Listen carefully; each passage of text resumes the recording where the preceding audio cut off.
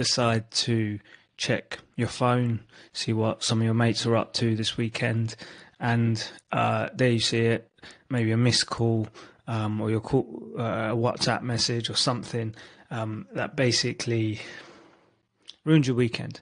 And it's because you see the name of a client.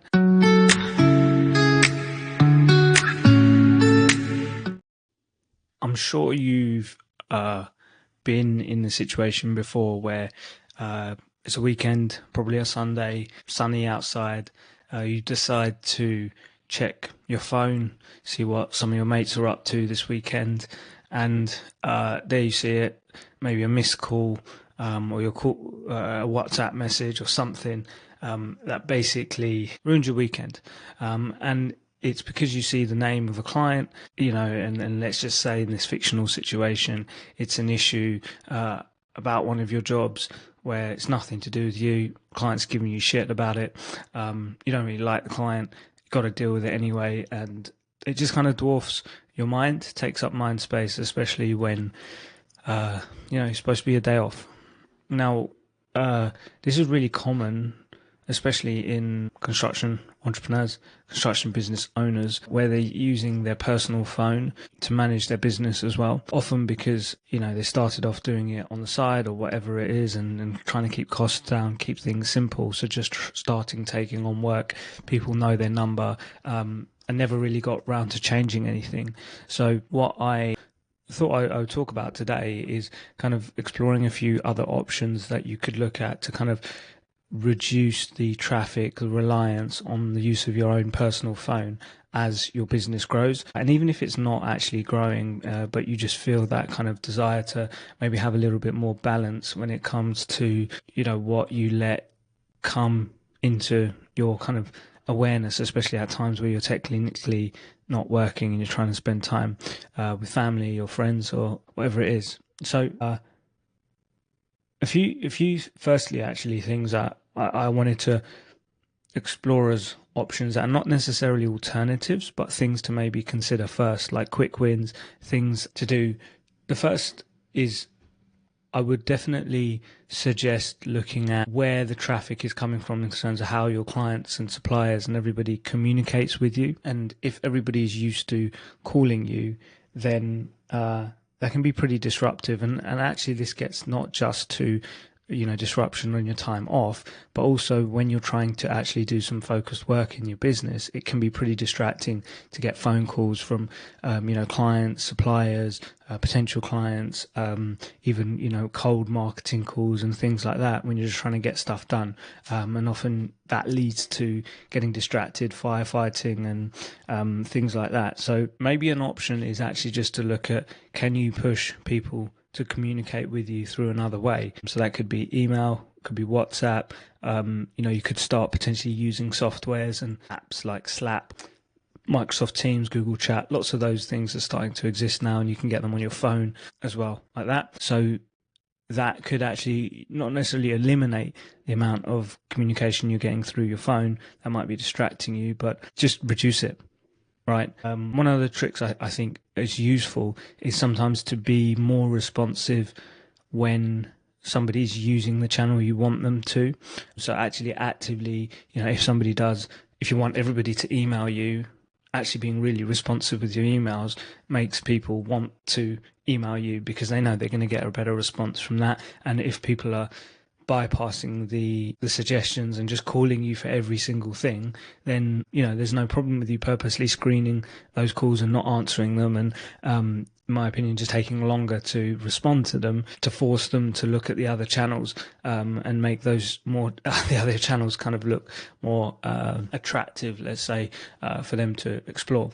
So that's one kind of suggestion that I would make. The other kind of suggestion or consideration is just the idea of switching your phone off completely, and just switching off completely. So not only is, I think, this a really good thing, a good practice to try and do this, to just have some quiet, and we're so full in personal and business life of distractions and notifications and all of that. It's quite nice to just have, some time with nothing. But bringing it back to business, and especially construction, I'd say people have a way of just sorting stuff out without you if they can't get hold of you. If you started your business as an operator, maybe were on the tools, then progressed as a site manager, project manager, construction manager, operations manager, to owner, or you're somewhere along that journey, people are used to relying on you to solve their problems and solve the problems in the business. And you may just find if you switch it off, don't deal with it, and they're just forced to deal with stuff themselves, it just gets sorted. And I think that goes the same with clients as well. If you've got clients that insist on calling you when you've placed a project manager there, but they're just bypassing, if they can't get hold of you, they're then going to go back to the person they're supposed to go back to. So that's also a kind of consideration, actually sometimes just switch off completely and just see what's the worst that can happen. Going back to the idea of using like your personal phone, the obvious drawback of switching off your phone if you've only got one phone is then you're switching off from everything, and that may not be practical, right? If you've got other responsibilities, other needs, requirements to keep a phone on, then you cannot just switch your phone off just because of business. Or you can, but it may not be practical. So the first alternative, I would say, is just get another phone, a business phone, essentially, depending on how much you actually use your phone. And I think more and more nowadays, guys don't actually use their phone that much for making calls, and often it's receiving calls. A lot of calls are on WhatsApp. If you're quite office-based, then you might be using Wi-Fi all the time. So it may actually not be that expensive as an option to just get another SIM card and another phone. And again, at times you're not working, switch it off. And at times you are, you've got it there next to you on your desk, and maybe you can use that as an opportunity to switch your personal phone off so you're not distracted during the time you're supposed to be kind of in business with your personal stuff. So that's really, I would say, like the first option. Often when speaking to clients about this, there's a reluctance to have another phone, and more because of the just clunkiness of having two phones. Again, if you're on the tools still on sites, you've probably always got shit in your pocket, stuff in the van, like just stuff everywhere. So, the thought of just having another phone is probably not that attractive. If that is you, then simple fix, I would say, is just look at getting a dual SIM phone. There's lots of them available.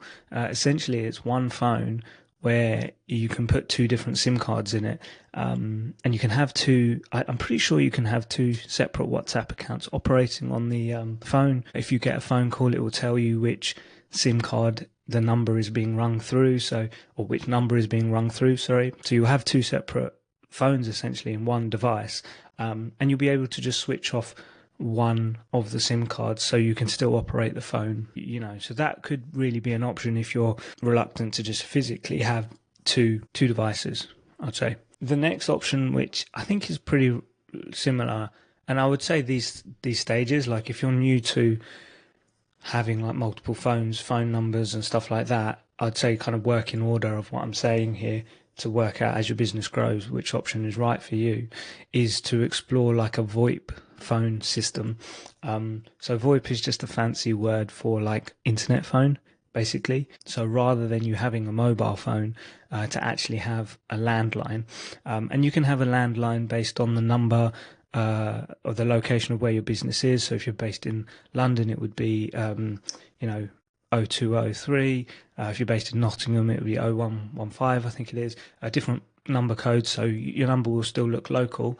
And the benefit of that is that it looks a little bit more professional, I think. It also, I think, clearly starts to separate for your clients and other people that this is not your personal phone, this is business, and it's available on the internet. So that way you can still have it on your phone. Most of these VoIP providers, like Skype is a common one, Microsoft Teams is another one. You can download an app on your phone, so you don't have to be in your office or on a laptop to make a phone call, to receive a phone call. It's no different to like making or receiving a phone call on WhatsApp.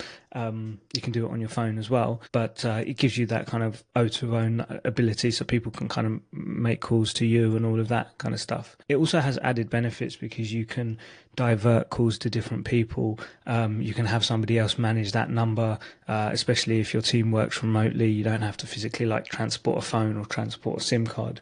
I'd say from a cost point of view, it's probably actually going to be cheaper than having a SIM card if you need like a separate contract for that kind of stuff, but you will have to pay like a line rental for a phone number, and depending on the usage of your phone, it will cost different amounts. So it's worth exploring, like in terms of your area and your usage and things like that. So that's the second option I would consider. It's basically a VoIP system, getting an internet phone additionally, and still having a personal number that you're using no longer for your business.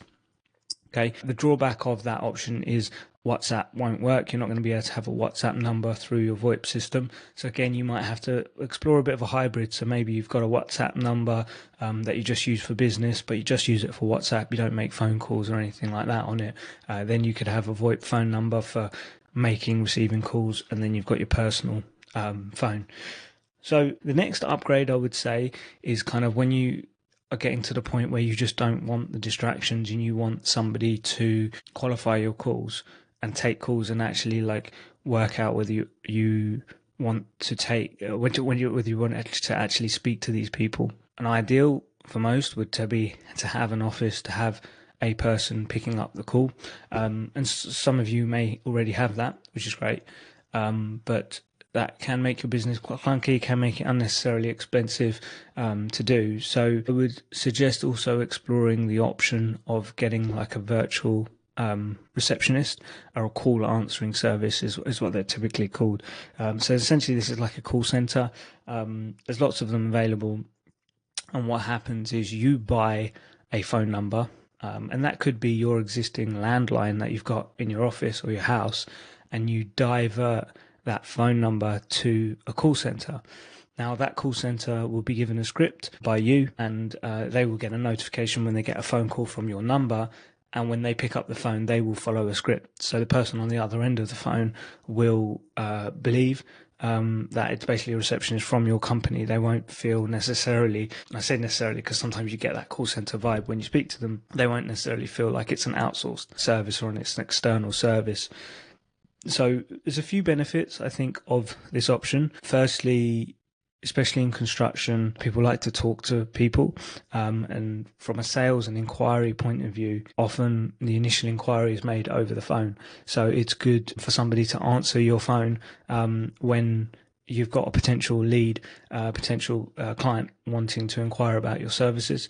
Obviously, if you're still using a mobile phone or a landline that goes to you, if you're not available, if you're sick, if you're on the toilet, if you're on site, if you're driving and you miss that call, that could be a lead, and maybe they don't bother calling you again. So that's a big option, or a big benefit, I should say.